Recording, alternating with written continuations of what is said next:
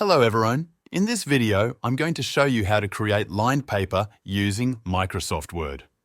This is great if you need lined paper for writing notes or any other purpose. First, open Microsoft Word and create a new document. Once you have your blank document open, go to the top of the screen and click on the Insert tab. This will show you a range of options for adding different elements to your document. In the Insert tab, look for the option that says Table. Click on Table and a small menu will appear. In this menu, click on Insert Table. A new window will pop up where you can set the number of columns and rows for your table.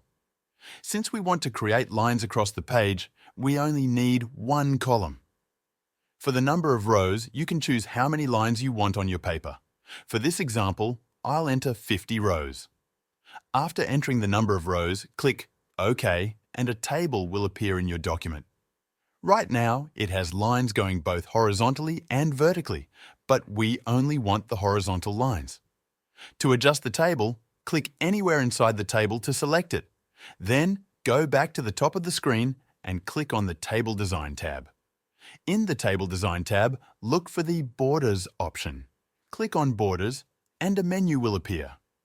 In this menu, click on Outside Borders to remove the vertical lines, leaving only the horizontal lines.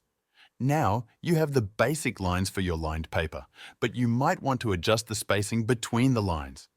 To do this, click inside the table again to select it. Then, go to the Layout tab at the top of the screen. In the Layout tab, you'll see an option for height under cell size. Use the up and down arrows next to height to increase or decrease the spacing between the lines until you're happy with the result. Once you've adjusted the spacing, click outside the table to see your lined paper.